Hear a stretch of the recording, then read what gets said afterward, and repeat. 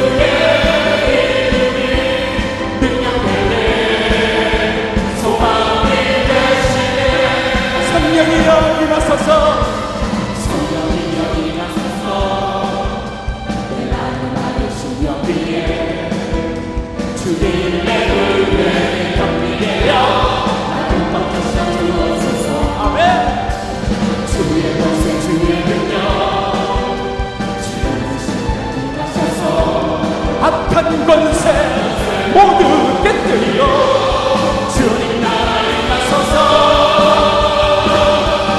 영광 할렐루야. 예수의 은혜가 내게 승리 주네. 구원이 되시네. 영광 할렐루야.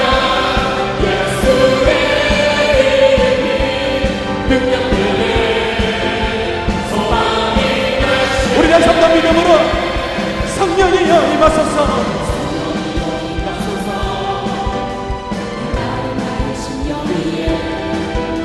주님의 은혜에 감기되려 나를 버텨서 주옵소서. 아멘. 주의 권세 주의 능력 주의 시간 임하셔서 악한 권세 모두 그리고 주님 나라에 임하소서.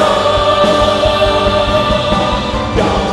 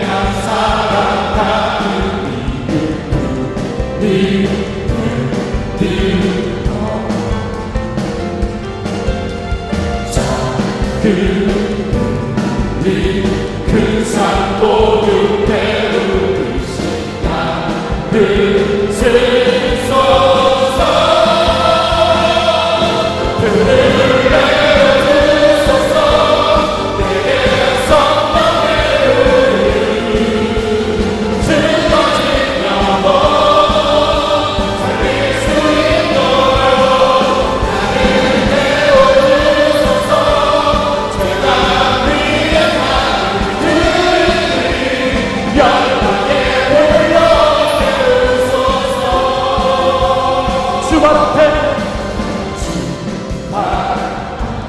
앞에 신을 벗고 기도하는 주소서.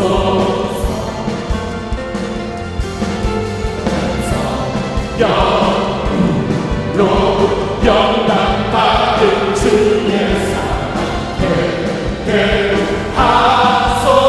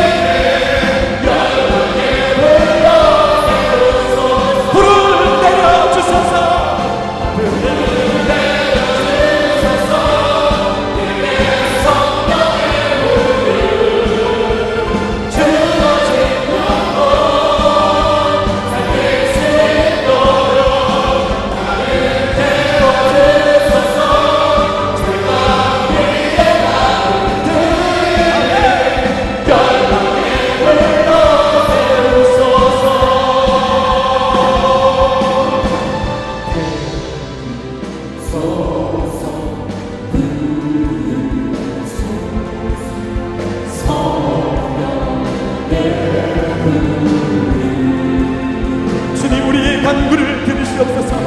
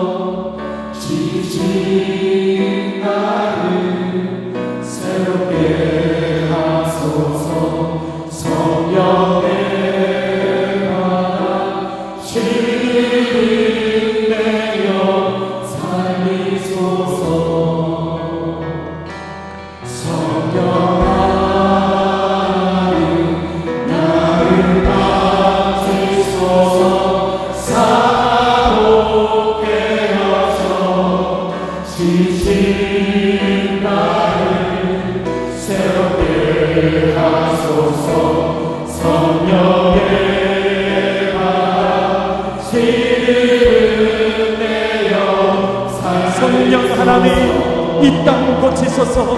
성령 하나님 이 땅 고치소서.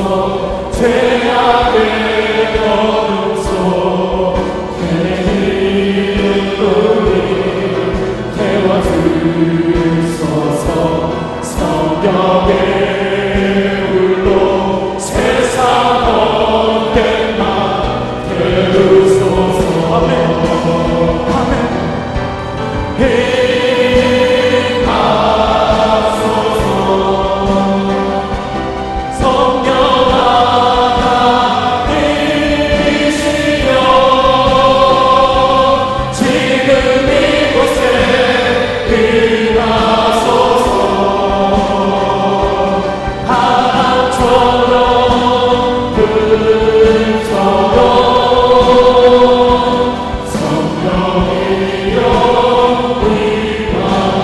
성령 하나님, 성령 하나님 나를 맡기소서.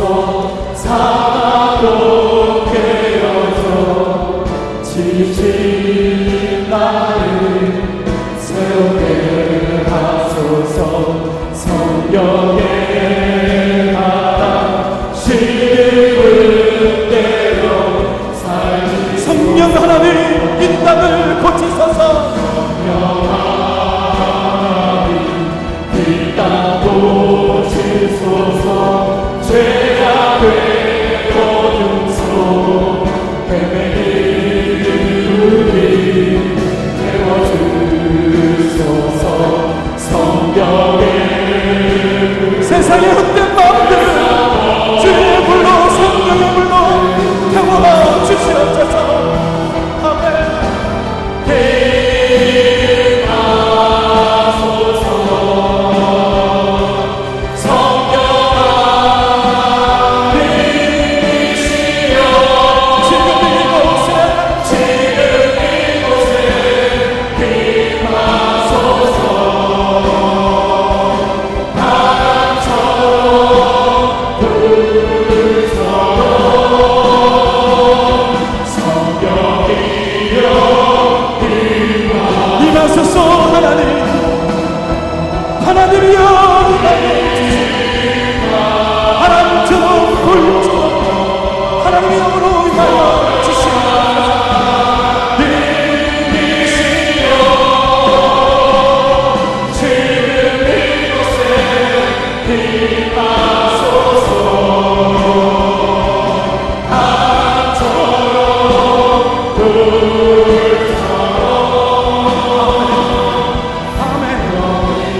성령이여 임하소서. 성령이여 임하소서. 임하소서. 임하소서. 성령 하나님이시여 지금 이곳에 임하소서. 바람처럼 불처럼 성령이여 임하소서. 우리 새납시 만나기 다음에 저 앞에 나갈게.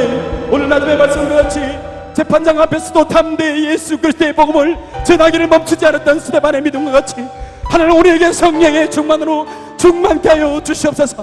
우리에게 주신 전국잔치에 하나님의 성령의 충만으로 나아가게 하여 주시옵소서. 멈추지 않게 하여 주시옵소서. 믿음으로 달려가게 하여 주시옵소서. 주신 사명을 감당하는 하나님의 신실한 일꾼들로 쓰임받게 하여 주시옵소서. 우리 합심하며 기도하며 주 앞에 나갑시다. 주님 찾겠습니다. 주여 주여 주여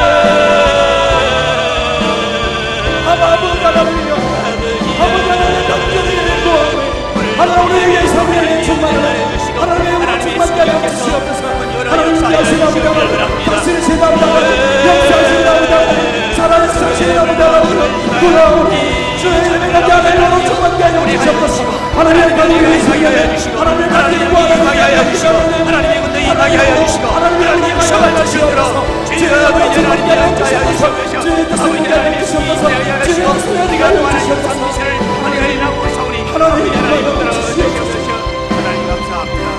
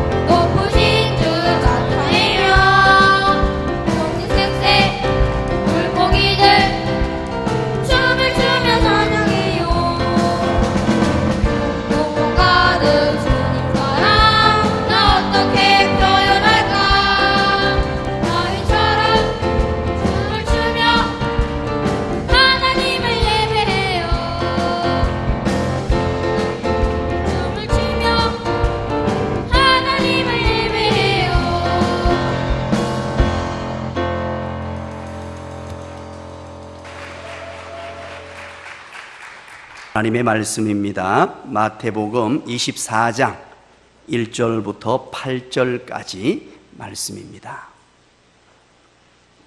신약 성경 마태복음 24장 1절부터 8절까지 말씀입니다. 한 절씩 나누어서 읽도록 하겠습니다. 8절은 다 같이 봅니다. 마태복음 24장 1절부터 8절까지. 예수께서 성전에서 나와서 가실 때에 제자들이 성전 건물들을 가리켜 보이려고 나아오니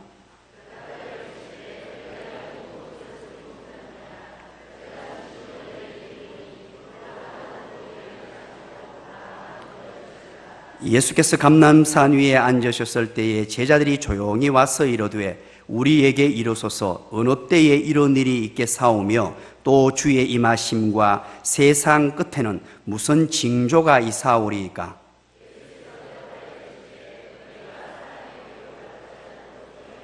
많은 사람이 내 이름으로 와서 이르되 나는 그리스도라 하여 많은 사람을 미혹하리라.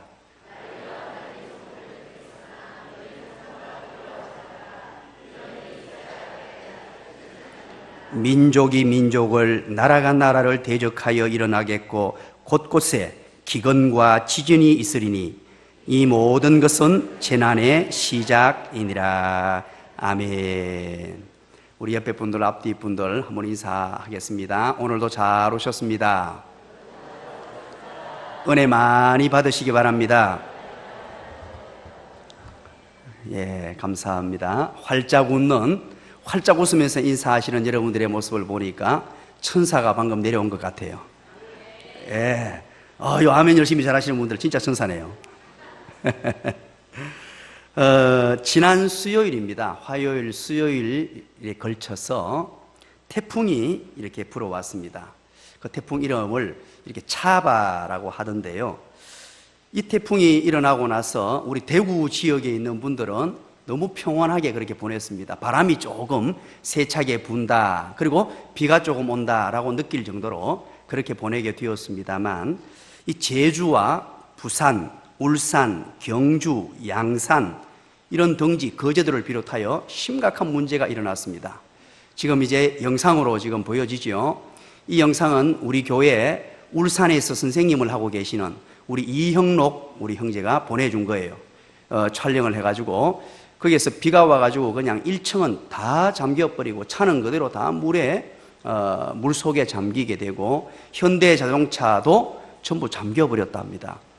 그래서 우리 울산에서 사역하시는 우리 예동열 목사에게 전화를 한번 넣어봤습니다. 거기는 괜찮냐 이렇게 전화를 넣고 물어봤더니만 80 넘은 이제 연세에 드신 어른께서 이런 얘기를 하시더라고요. 내 평생에 이런 일이 처음 있다, 이런 얘기를 하시더래요. 그래서 심각한 상황이 우리 부산 경남 지역에 일어났더랬습니다. 자, 여러분 사진을 잠시 함께 보고 영상도 잠시 여러분 봤는데요. 야, 이걸 보면서 여러분 많이 놀랐지 않았습니까? 깜짝 놀랐습니다. 야, 어떻게 이런 일들이 일어났느냐 하는 거죠. 이 제18호 태풍 차바로 인해서 인명 피해자가 사망이 7명이고 실종이 3명. 이것은 바로 그 다음 날 통계 자료였습니다. 그리고 터전을 잃은 이재민 가구가 90가구 198명, 학교, 경로당, 주민센터, 마을, 해관 등에서 그렇게 거주했고요. 울산에서는 7가구 26명이 대피를 했고 주택 14채가 반파되었고 508채가 물에 잠겼다라고 합니다. 그래서 정전 사태가 이어져서 22만 8,986가구가 전기 공급이 끊기는 상태가 왔습니다. 자, 이제 태풍이 한번 불어오니까 엄청난 우리가 놀라지 않았습니까? 그런데 또 이런 일도 있었습니다. 2016년 9월 12일 월요일 저녁 7시 44분에 5.1 규모의 지진이 일어났는데요. 한번 들어보시죠. 지진은 한반도 지진 관측 역사상 규모가 가장 컸는데요. 그 위력은 어느 정도였는지, 또 규모에 비해서는 피해가 적었는데 그 이유는 무엇인지 정진욱 기자가 자세히 알아봤습니다.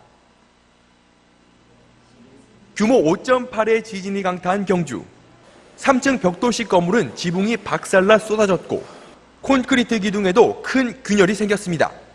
지진 관측이 시작된 1978년 이후 가장 강력했던 이번 경주 지진은 진앙지 진원에서 뿜어져 나온 위력이 TNT 폭약 50만 톤의 폭발력에 맞먹는 것으로 분석됐습니다. 북한 5차 핵실험의 규모 5의 인공지진과 비교하면 위력은 50배 이상 강력하고 작은 수소폭탄급의 위력에 해당합니다. 그럼에도 인명피해가 적었던 이유는 이번 지진파 중 건물 붕괴의 원인이 되는 저주파의 비율이 낮았고 특히 지하 깊은 곳에서 발생했기 때문입니다. 그러나 지금까지 발생한 국내 지진 진원지의 상당수는 지표면에 가깝습니다. 실제로 최근 3년간 국내 지진 분석 결과 평균 진원 깊이는 12km였지만 절반에 가까운 43%는 진원이 10km 미만으로 지진 진동이 지표면에 거의 그대로 전달된 경우가 많았습니다. 보다 얕은 깊이에서 이번과 비슷한 규모의 지진이 나면 대형 인명피해로 이어질 수 있다는 우려가 나오는 이유입니다. MBC 뉴스 정준익입니다. 예, 나눔과 생김의 교회 이경구입니다. 네, 이게 9월 12일 날 일어났던 상황입니다. 7시 44분에 5.1 규모의 지진이 1차로 발생하고요. 2차로 8시 32분에 5.8 규모의 지진이 경주시 남남서쪽에서 일어나게 됩니다. 그리고 그 다음 주 월요일 날 9월 19일 날 8시 33분에 경주시 남남서쪽 11km에 4.5 규모의 지진이 일어나고요. 또 그 주 수요일 날 9월 21일입니다. 11시 53분에 우리가 GDM을 하고 있는 상황이었습니다. 그때 3.5 규모의 지진이 났습니다. 그리고 9월 28일 그 다음 주 수요일 날 오후 4시 34분에 3.1 규모의 지진이 났고요. 지난 주일날 여러분 느끼셨습니까? 예배를 마치고 저녁에 집에 들어갔을 때 8시 53분경에 3.0 규모의 지진이 일어났습니다. 그리고 거기에 따르는 여진은요, 수백 회가 지금 계속해서 일어나고 있다는 것입니다. 첫날 지진이 났을 때 제가 모임이 있어서 식당에 가 있었습니다. 식당이 막 휘청휘청거릴 정도로 움직이니까 그분들이 예수를 믿지 않는 분들이었어요. 예수 믿지 않는 분들이 갑자기 저에게 시선이 다 고정되는 거 있습니다. 목사님, 어떻게 해야 됩니까? 제가 어떻게 하라고요? 그러면서 순식간에 조용해지고 이게 지진에 대한 얘기로 얘기꽃을 피우게 됩니다. 그리고 집에 이제 들어오게 되었습니다. 집에 들어오니까 아파트 주변에 사람들이요, 얼마나 많이 모여 있는지, 전부 거기에 아파트 사람들은 뭐 다 쏟아져 나오진 않았지만 많은 분들이 그 주차장에 나와서 혹시나 아파트가 무너져서 죽을까 싶어서 그렇게 나와 계셨어요. 그래서 우리 집에 올라가서 물어봤더니만 우리 집에도 제가 굉장히 소중하게 여기는 물건이 하나 있습니다. 헤어드라이기입니다. 그 헤어드라이기를 이렇게 얹어놓은 곳이 있는데요, 그게 떨어져 버렸대요. 막 흔들리는 바람에 그게 떨어져 가지고 제가 급하게 확인은 하지 않았습니다. 자, 여러분 보세요. 이런 일들이 일어났는데 여러분 어떤 생각을 가졌습니까? 지진이 이렇게 갑작스럽게 많이 일어나는 이런 상황을 보면서 도대체 이런 현상들을 우리 하나님께서, 우리 주님께서 성경으로 뭐라고 말씀하시고 계시는가? 굉장히 궁금하지 않습니까? 하나님께서 이런 일들을 어떻게 허락하시고 무엇 때문에 이런 상황들을 우리에게 보여주시는가 하는 것입니다. 우리 나눔과 생김의 교회 성도들이 한 번쯤은 이런 말씀을 가지고 이런 일이 일어날 때에 어떤 자세를 가지고 신앙생활을 해야 할 것인가 하는 것들을 살펴보려고 합니다. 여러분 혹시 말세라든가 주님의 재림이라는 단어를 들으면 어떤 생각이 드십니까? 아마 많은 분들은 이런 생각이 들 겁니다. 아이고, 그거야 뭐 이단들이나 하는 소리지요. 이단들이 꿰어가려고 이제 말세가 되었다, 주님 재림한다 그러고 자꾸만 그런 얘기를 하지요. 이런 생각을 하시는 분들이 아마 상당히 많을 것입니다. 그래서 저는 그 부분에 대해서 굉장히 안타까운 생각을 금하지 않을 수 없습니다. 왜냐하니까 이 종말론적인 신앙을 이단이 다 빼앗아가 버렸어요. 신실한 하나님의 택한 백성들, 정말로 예수 잘 믿는 하나님의 택한 백성들이 가져야 될 이 종말론적 자세를 이단들이 사단의 꾀임에 빠져가지고 이단들 때문에 다 빼앗겨버리고 종말이란 얘기를 하고 주님의 재림이란 얘기를 하고 마지막이란 단어만 나와도 괜시리 이상한 사람 취급을 하게 되고 마치 광신도인 양 그렇게 바라보는 이상한 현상이 한국 교회에 나타나게 되었다는 사실입니다. 그러나 여러분, 아닙니다. 그건 아닙니다. 왜 이런 현상들이 나타나느냐 하니까 지금도 우리가 생생하게 기억합니다. 우리 한국 사회를 한번 뒤흔들어 놓았던 우리 청년들은 아마 기억을 못할 것 같아요. 92년도에 어떤 선교회가 한번 난리법석을 들었습니까? 다 알고 계시네요. 다미선교회. 그래서 혹자는 그 다미선교회를 이렇게 풀이를 했더라고요. 다 미친 선교회.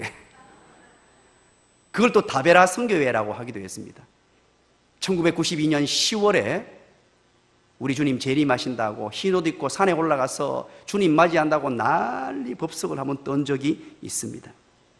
이런 일들이 학습이 돼 가지고요, 이 이단들이 자꾸만 이걸 가지고 주님의 재림을 가지고 자꾸 사용해 먹고 또 사용해 먹고 이걸 자꾸 우려 먹어 가지고 정상적인 하나님의 말씀조차도 믿지 못하는 이런 종말, 재림 이런 얘기를 듣고 마지막 이러면 마치 그것 아무것도 아닌 것처럼 이단들이나 하는 얘기처럼 우리가 학습되어 있지는 않은가 돌아봐야 한다는 것입니다.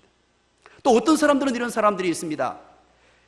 말세라는 단어는 그냥 상징적인 구호다. 그거 그냥 뭐 마지막 그 상징적인 구호지 진짜 마지막에 오나 뭐 그런 일은 없을 거야.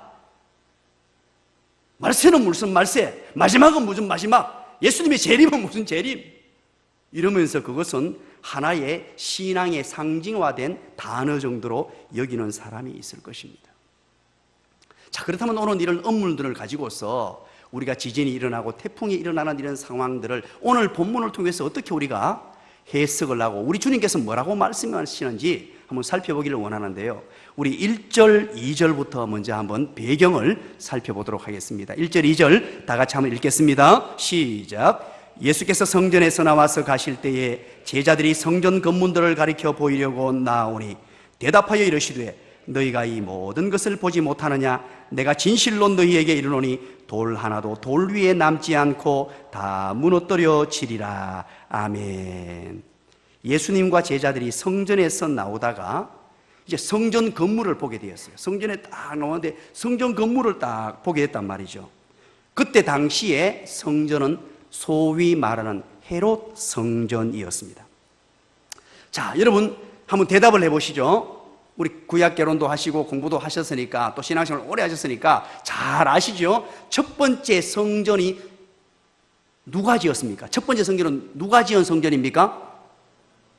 1번 다윗, 2번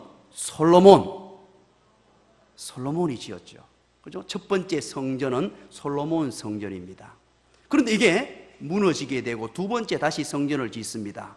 포로기에 돌아왔던 하나님의 백성들, 에스라, 느헤미야서 우리 잘 봤죠? 거기에 누구를 포함하여 어떤 사람, 대표적인 인물이 누굽니까? 무슨 성전이라고 이름을 부르죠? 그렇죠. 스룹바벨 성전이다 라고 그렇게 부릅니다. 이것을 소위 말해서 제2의 성전이라고 그렇게 부릅니다. 그런데 오늘 본문에 예수님 당시에 이 성전은 어떤 성전이냐? 헤롯 성전이라고 불리워지는 성전이었습니다. 이때 당시 이 이스라엘을 다스렸던 헤롯 왕이 유대인들의 환심을 사기 위하여서 성전을 대대적으로 보수를 해요. 보수를 하고 거의 새로 지을 만큼 어마어마한 인력과 돈을 투자해가지고 보수를 해가지고 견고하게 짓는데요, 무려 몇 년 동안이나 이 헤롯 성전이 지어지느냐? 46년 동안 지어져요. 다시 한번 말씀드립니다. 성전을 짓는데 46년 동안 지어져요. 와, 잠도 확 깨죠? 46년이나 걸쳐서 짓는 정말로 어마어마한 견고하고 대단한 건물입니다. 그래서 이 이스라엘 백성들은요, 이 민족의 자부심이 대단했습니다. 이 어떤 자긍심이 대단했어요. 이 성전, 이 하나님의 성전 대단해. 이것은 결코 무너지지 않을 거야. 이것은 대단해 하고는 이 민족의 자긍심과 자부심을 나타내는 하나의 상징물이 되기도 했습니다.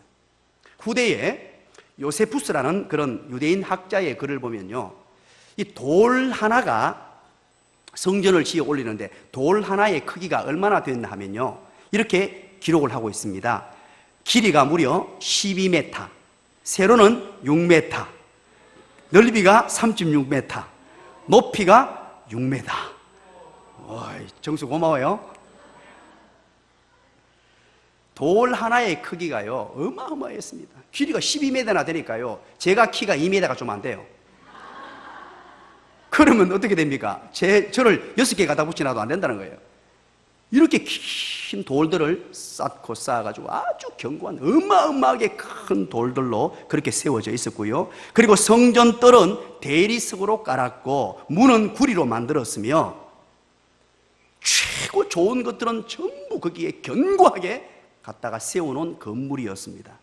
그래서 이 성전은 결코 무너지지 않을 거야. 이스라엘 백성들에게 있어서 이렇게 견고하게 지은 성인데 무너진다라고는 상상조차도 할 수 없는 그런 생각들을 가지고 있었습니다. 그런데 오늘 2절에서 뭐라고 합니까? 2절에서 돌 하나도 돌 위에 남지 않고 어떻게 된다고요? 다 무너지리라. 이렇게 예수님께서 말씀하시는 거예요.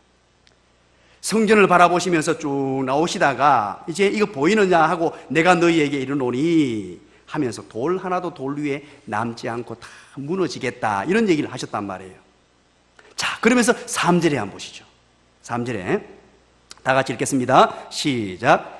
예수께서 감람산 위에 앉으셨을 때에 제자들이 조용히 와서 이르되 우리에게 이르소서 어느 때에 이런 일이 있겠사오며 또 주의 임하심과 세상 끝에는 무슨 징조가 있사오리까. 아멘. 자, 여기에서 자연스럽게 그런 질문이 나옵니다. 성전이 절대 무너지지 않는다고 생각했는데 무너진다고 하니까 제자들이 지금 궁금해졌어요. 제자들이 그렇게 묻는 거예요. 예수님에게. 아니 이 세상 끝에 무슨 일이 있겠습니까? 성전이 무너지면, 이 견고하게 생각했던 성전이 무너지면 세상의 마지막도 오겠구나, 끝이 있겠구나, 이런 생각을 하면서 우리 예수님께 이 질문을 던지고 있습니다. 예루살렘 성전, 이 견고한 성전도 무너진다면 이 세상도 무너질 때가 있겠구나, 마지막이 있겠구나, 이런 생각을 가지고 제자들이 질문을 던지고 예수님의 대답이 이어집니다. 그러니까 오늘 이 본문은 굉장히 중요한 본문이 되겠지요. 천지만물을 창조하신 우리 예수님께서 이 세상을 주관하고 운행하시면서 마지막 때가 되면 예루살렘 성전이 무너진다고 했는데 그것이 무너지듯이 이 세상이 어떻게 마지막이 끝날 것인가 하는 것을 밝혀둔, 이 엄청난 비밀을 밝혀둔 본문이기 때문에 얼마나 중요한지를 몰라요. 자, 그러면 여러분 제가 질문을 던져볼게요. 우리 청년들 한번 대답해 보세요. 이때 이 예루살렘 성전이 무너졌나요? 진짜 무너졌나요? 무너졌죠, 그죠? 언제? AD 70년경에 무너지게 돼요.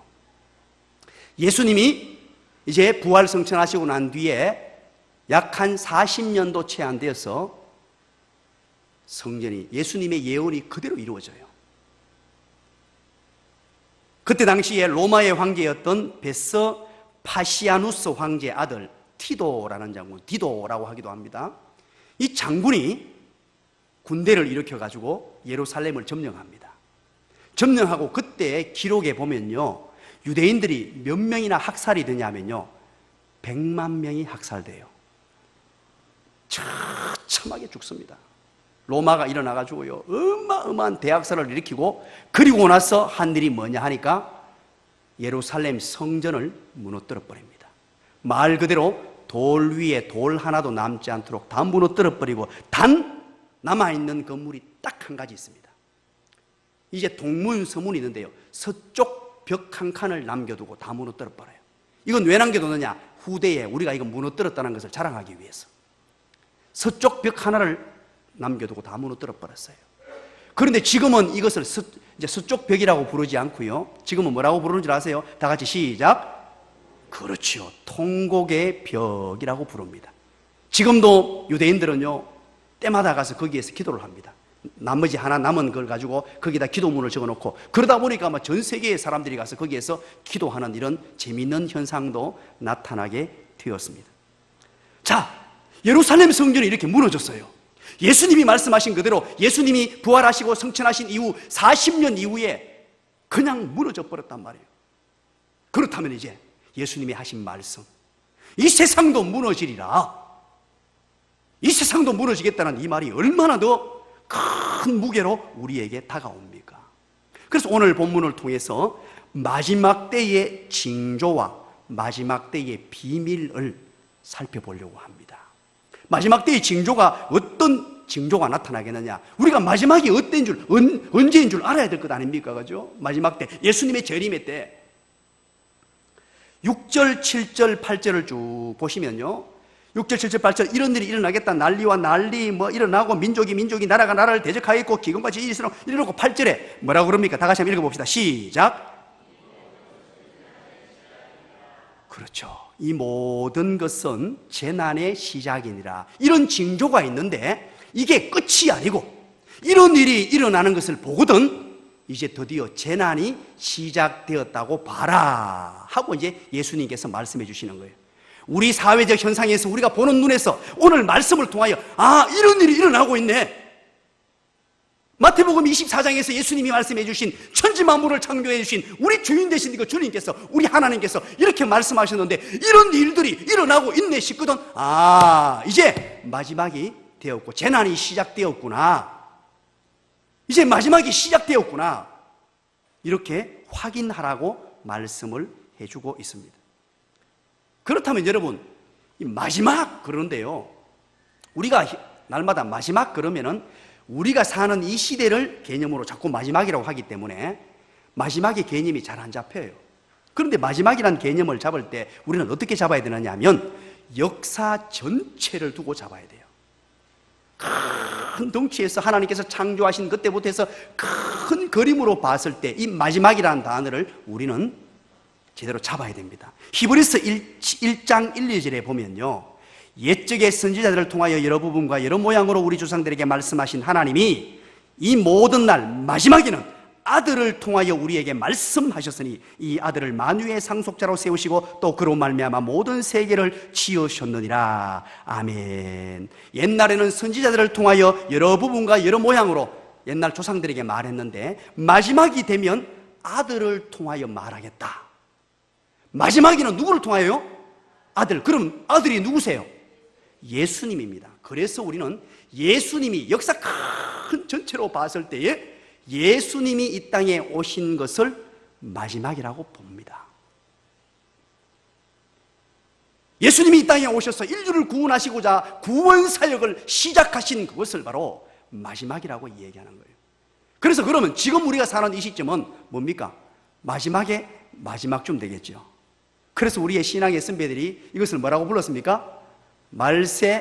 말세지말, 마지막이 마지막이다, 이런 뜻으로 불렀던 것입니다. 참으로 지혜로운 거죠.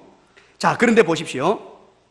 이제 오늘 이 징조들이 예수님이 다시금 재림할 때, 예수님이 다시 오실 때 오늘 소개될 이 세 가지 징조가 소개되는데요, 이 징조의 스케일이 점점 커지고 징조의 빈도수가 확연하게 많아진다는 것을 여러분 기억하셔야 됩니다.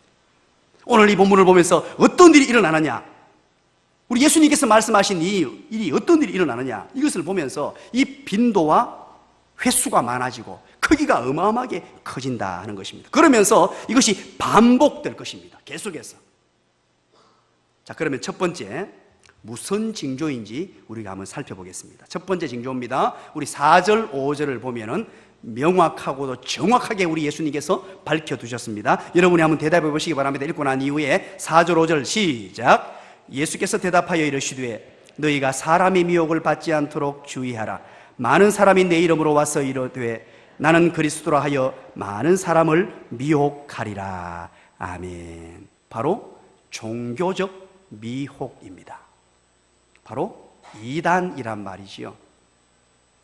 이단이 일어나가지고요, 등장을 하는데 이게 점점 이단의 규모가 커지고 이단의 어떤 포교 활동이 아주 정교해지고 우리가 감히 생각지도 못했던 방법으로 우리를 현혹하고 유혹하고 사회를 혼란스럽게 만드는 게 점점 커지고 스케일이 커지고 빈도가 높아지는 이런 현상들이 나타나게 될 것이다. 내가 예수다, 내가 그리스도다 하면서 나타나서 그렇게 하겠다라고 예수님께서 밝히시고 있습니다. 아마 한 달 반쯤이 되었나요? 우리 주일 예배를 드리는데 1부, 2부 사이에 어느 분이 저한테 쫓아왔습니다. 쫓아와서 목사님 하고는 저기 우리 교회 들어오는 입구에요, 저기 신천지가 와가지고 지금요 신천지 전단지를 나누고 막 그러고 있다는 거예요. 혹시 여러분 보신 분 있습니까? 얼마 전에 좀 보신 분 있네요. 그러고는 막 신천지가 와가지고 막 그러고 있었어요. 그래서 제가 놀라가지고 뛰어나가려고 하는 순간에 도망갈 수가 없어요. 제가 나가는 걸 어떻게 알고? 자, 이 신천지라는 이단이 처음에는 몰래 그렇게 포교 활동을 했습니다. 한 10여 년이 넘은 것 같아요. 벌써 제가 부산으로 내려가기 전이니까 이 신천지가 심각하게 포교 활동을 해가지고 그때 우리 목사님과 제가 신천지 소굴로 찾아갔습니다. 안 놀라시네요? 그냥 옷을 그냥 평복으로 입고 올라갔습니다. 신천지 있는 곳으로 올라가서 목사님과 제가 들어가서 이제 그 자리에 앉았어요. 보니까 거기에 뭐 신천지들이 한 교실에는 모여가지고 수업을 하고 있고 뭐 가르치고 있고 그렇더라고요. 사무실에 앉아서 잠깐 얘기하는데, 이야, 이 사람들 눈치가 얼마나 빠른지. 딱 보더니만 우리는 그냥 성도처럼 아주 어리숙하게 행동했음에도 불구하고 잠시 얘기를 나누는데 색깔이 싹 바뀌더라고요. 나가라 그러더라고요. 이 사람들요, 이게 귀신이 함께하는 게 맞는 것 같아요. 그래서 우리가 나와서 그 이제 맞은편에 그 파티마 병원이 있는 데 있었어요. 맞은편 거기 이제 길이 차선이 꽤 넓잖아요. 반대편에 차를 딱 세워두고 차 안에 들어가서 우리 목사님 그 렌즈 있는 카메라를 탁 대고는 거기에 드나드는 사람을 다 한번 찍어봤습니다. 과연 몇 사람이나 드나들고 여기에서 지금 어떤 일이 발생하는가 좀 알아야 되니까, 목사들도 목회를 하려면 교인들을 빼앗기지 않고 제대로 알아야 되니까 거기에서 계속 들어가는 사람을 찍으면서 이분들이 여기서 뭘 하며 어떤 사람들이 드나들고 혹시 우리가 아는 사람이 있는가, 혹시 우리 교인 중에는 그런 사람이 없는가. 아마 10년도 훨씬 넘었죠. 그렇게 몰래 했었단 말이죠. 그런데 이제는요 그렇게 하지 않습니다. 이 이단이, 특별히 신천지 이단이요, 얼마나 스케일을 크게 하는지 이제 조그마한 교회들을 잡아가지고 산옮기기 작전 그러고 그랬단 말이에요. 그래서 이제 교회를 삼키고 이랬었는데 요즘에는 중대형 교회에 침투를 합니다. 큰 교회에 들어와가지고 어떤 방법을 쓰냐니까 분쟁을 일으켜요. 분란을 일으킵니다. 교회를 쑥대밭으로 만들어 놓는 작업을 지금 하고 있어요. 이제는 공개적으로 대놓고 나는 신천지라고 막 얘기도 막 해요, 이제. 그리고 지금 CBS에서 신천지 보도를 철저하게 해가지고 보도를 한번 냈어요. 그리고 나서는요, 신천지가 모여들어가지고 난리를 지겼습니다.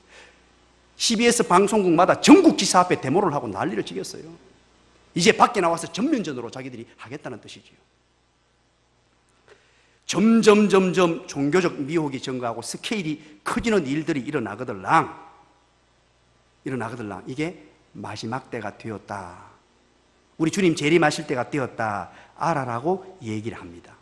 사도행전 5장 36절 우리가 얼마 전에 주일 오전 예배를 통해 살펴봤지요.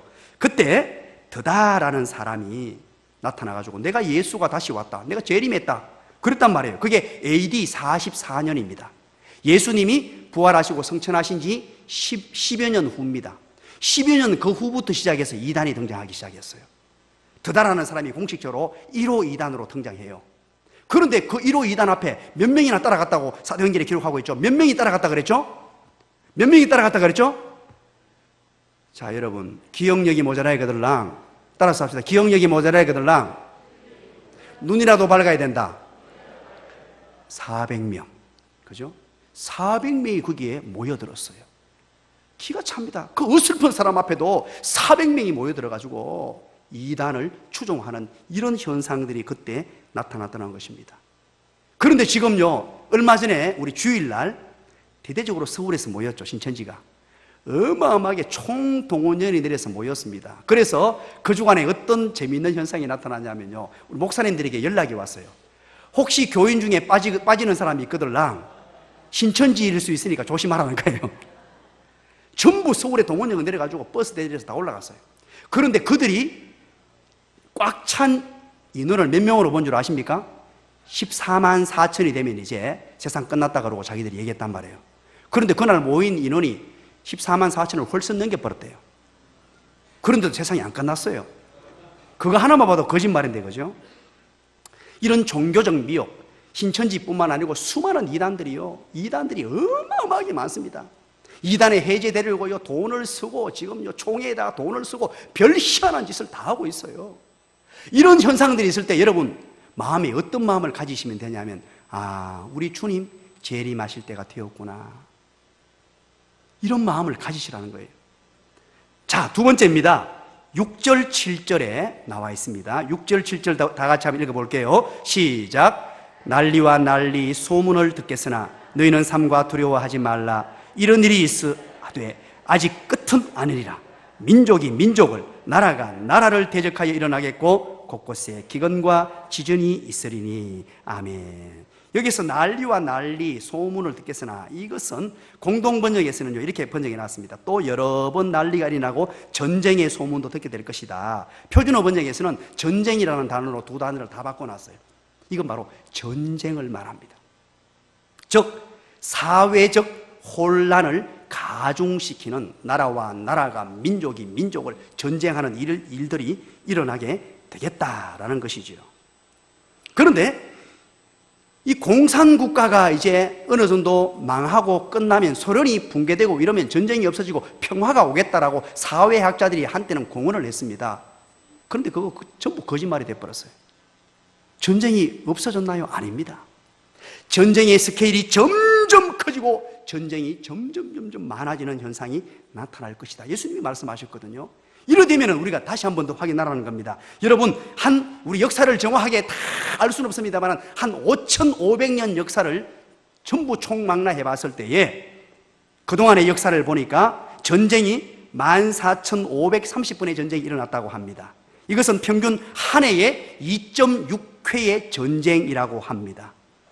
그런데 여러분, 이 전쟁이 빈도가 잦아지고 스케일이 점점 커지며 파괴력도 엄청나게 커진다는 거예요. 주전 54년경에는요 적군 한 사람을 죽이는데 75센트를 들었다고 합니다. 나폴레옹 시대에는 적군 한 사람을 죽이는데 3,000불, 그리고 1차 대전 때는 적군 한 사람을 죽이는데 2만 불, 2차 대전에는 적군 한 사람을 죽이는데 20만 불, 이렇게 되었다고 합니다. 그런데 9.11 테러 때, 그때 당시에 이라크를 공격한 무기에 그 돈이, 한 번 가서 공격했는데요, 그게 얼마가 넘었었냐니까 1,000억 불이 넘어갔다고 합니다. 믿었던 청년들조차도 지금 조용해져 보네. 어마어마한 돈을 한 번 그 공격하는데, 이게요 돈이 어마어마하게 들고 이제 규모가 점점 커지는 이런 현상들이 일어나고 있다는 겁니다. 자, 그러면 제가 물어볼게요. 지금 현재 전쟁하는 나라, 분쟁이 있는 나라가 있습니까? 없습니까? 어마어마하게 많습니다. 수단 다르푸르 전쟁, 인종 종교 경제 전쟁을 하고 있고요. 차드 전쟁, 남부 기독교와 북부 이슬람 간의 전쟁이고요. 말리 전쟁, 정부 대 두아레그족 이슬람 전쟁, 프랑스가 지금 개입한 상태에 있고요. 시리아 내전, 이스라엘과 팔레스틴 분쟁, 이스라엘 레바논 분쟁, 이란, 이라크, 터키, 쿠르드족 난민 문제로 분쟁이 일어나고, 이란 이스라엘 전쟁, 이란 아랍에미리트, 러시아 체첸 분쟁, 인도 터키스탄 분쟁, 중국 일본 센카쿠 영토 분쟁, 이제 바스크 분립 독립, 스페인 대 바스크 분리주의자의 독립을 위해서 싸우고 있고요. 르완다 분쟁, 우간다 내전, 다르푸르 내전, 소말리아 내전, 에티오피아, 에리트리아 국경 분쟁, 나이지리아 종교 분쟁, 콩고 분쟁. 이 콩고 분쟁은 2014년도 4월 21일 하루 만에 13,807명이 죽는 이런 일도 일어났습니다. 소개가 다 안 될 정도로 지금 현재 세계 곳곳에요 전쟁과 분쟁이 어마어마하게 지금 일어나고 있고, 과거에 비해서 엄청난 규모의 돈을 투자하고 있으며 무기도 강력한 무기를 사용하고 있다는 거예요. 여러분들이 혹시 이런 뉴스를 접하거나 대할 때, 아, 지금 우리 주님 말씀하신 대로 이제 우리 주님 마지막 때가 가까워오고 있구나. 그리고 마지막 세 번째입니다. 우리 7절이죠. 7절 다 같이 읽겠습니다. 시작. 민족이 민족을, 나라가 나라를 대적하여 일어나겠고 곳곳에 기근과 지진이 있으리라. 마지막 세 번째는 자연적 재앙입니다. 특별히 여기에서 지진과 기근이라고 그렇게 얘기를 합니다. 지진이 스케일이 이제 점점 커진다는 거예요. 18세기에는 지진이 전 세계에서 640회가 일어났다고 합니다. 19세기에는 2119번, 20세기에는 2만 번 정도, 10배가 뛰어넘었죠. 그래서 이것을 보면 지진의 강도와 규모가 점점 커지고 우리나라에까지 지진 안전지대라고 그렇게 불려졌던 우리나라에까지 이제 안전지대가 되지 않는 급속도로 이제 우리나라에까지 다가오는 것을 보면서 우리가 느끼라는 거예요. 신실한 하나님의 택한 백성들, 영적으로 깨어있는 하나님의 백성들, 하나님의 말씀을 늘 가까이 하는 하나님의 백성들은 우리 주님의 재림의 때가 점점 가까워 오고 있구나, 내가 지금 이렇게 살아서는 안 되겠구나 하는 것들을 날마다 기억하라는 뜻입니다. 오늘 또 기근이라고 말씀하지요. 이것은 기근이란 말은 식량이 모자라서 굶주리는 일이죠. 전 세계적으로요, 우리나라가 지금 쌀이 남아도 오니까 한번 보시죠. 이 지도가 있는데요, 얼마나 지금 굶주림 현상이 생각하지. 빨간 색깔이 있죠. 빨간색으로 진하면 진할수록 지금 먹고 살 게 없어요. 지금 여기에 2011년도 나온 거고요, 2014년도 나온 또 그림이 또 있습니다. 붉은색, 검은색으로 갈수록 극심하게 하루에도 지금 250명 이상이 굶어 죽고 있습니다. 세계 도처에서 어마어마하게 굶어 죽고 있고, 지금도요 먹을 것이 없어서 쩔쩔 매고 있는. 그래서 아프리카 대륙, 중남미, 서북부 아시아 지역에 굶주림이 많고, 특히 아프리카 지역에 이 고질적인 가뭄과 사막화로 인해 가지고요 심각한 상황에 이르렀습니다. 이디오피아, 케냐, 모리타나 등 24개국에는요 10여 년간의 가뭄으로 2억 가량의 인구가 영양실조를 지금 당한 상태에 있다고 보고하고 있습니다. 세계 도처에서 구호식품을 보내지만 이게 식량이 태부족하다는 것입니다. 이런 어마어마한 일들이 지금 우리가 살고 있는 이 현재에 이런 일들이 일어났다고 있다는 것입니다. 자연재앙입니다.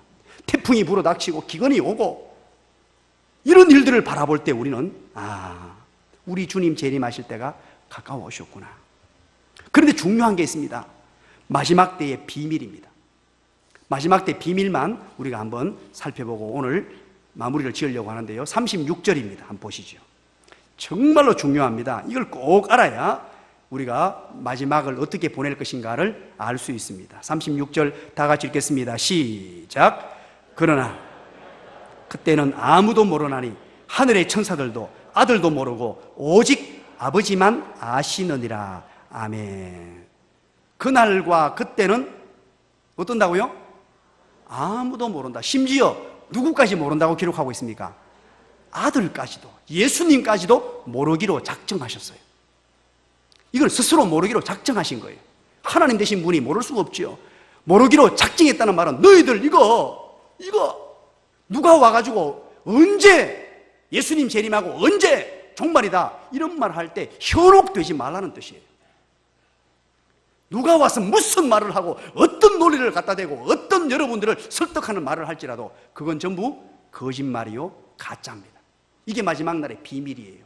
그날과 그때는 아무도 모르고 심지어 아들까지도 모르기로 작정하시고 하나님 한 분만이 이것을 알고 계세요. 그런데 여러분도 기억하시겠습니다만 그때 당시 92년도에 다미선교회에서 이 본문을 갖다 대고 그때 92년 10월 그러고 막 얘기했잖아요. 10월 28일입니까 29일입니까 온다 예수님 재림한다 그러고 신호 사들고 산에 올라가고 난리가 났잖아요. 그래서 이 본문을 보여줬단 말이에요. 그날과 그때는 아무도 모른다 그러는데 왜 당신들은 날짜를 정해가 얘기하느냐. 그러니까 거기서 해놓은 답이 뭔 줄 아십니까? 성경에 날짜와 시간을 모르지 그년과 그달은 안다는 거예요. 참네 희한한 사람들이죠. 그 말이 그 말이지 말만 잠깐 바꿔가지고 그런 못된 얘기를 하더라는 거예요. 그런데 거기에 속아 넘어가는 사람들이 있다는 거예요.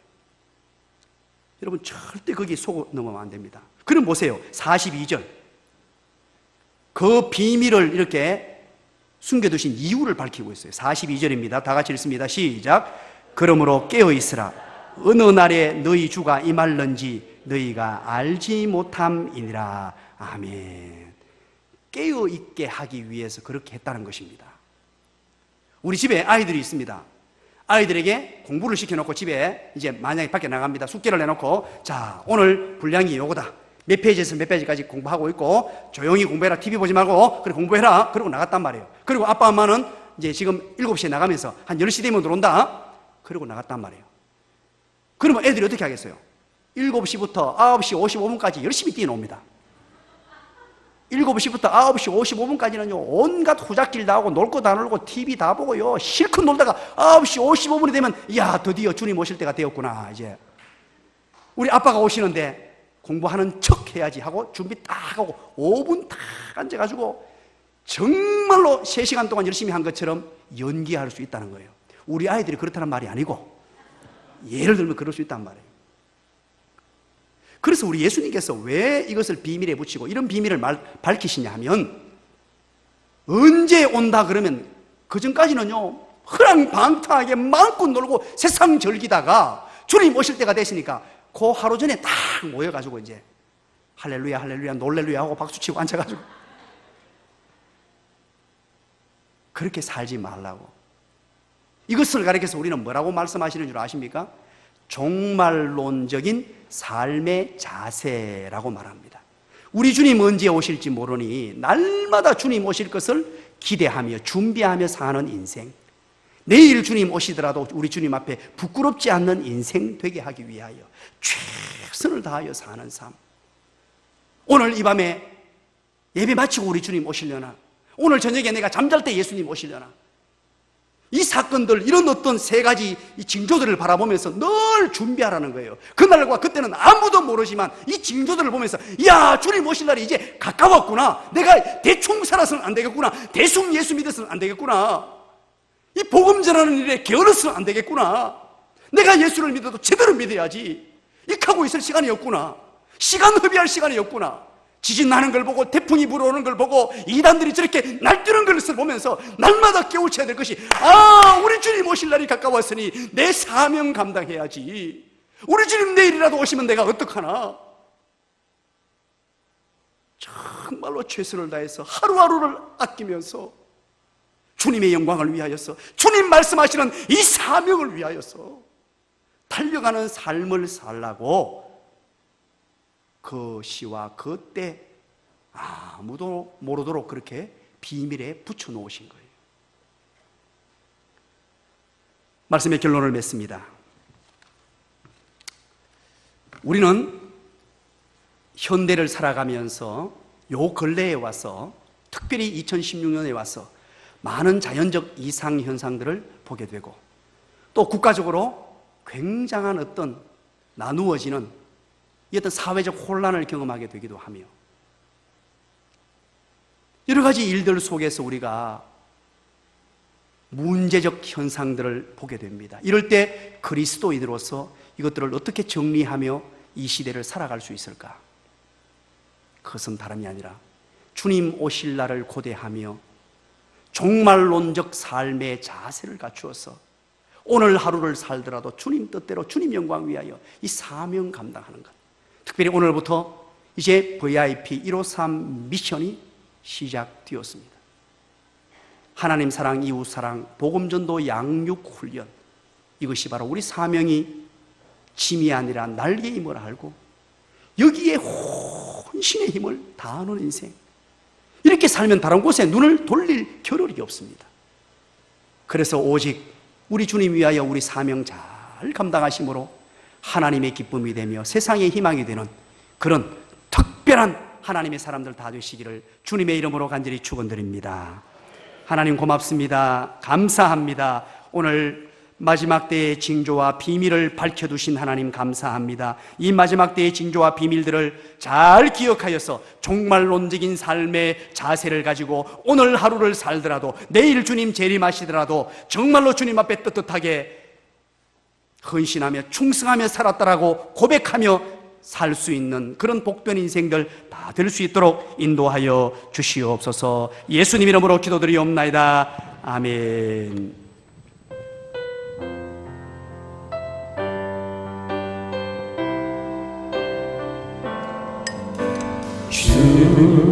주님 다시 오실 때까지 나는 이 길을 가리라.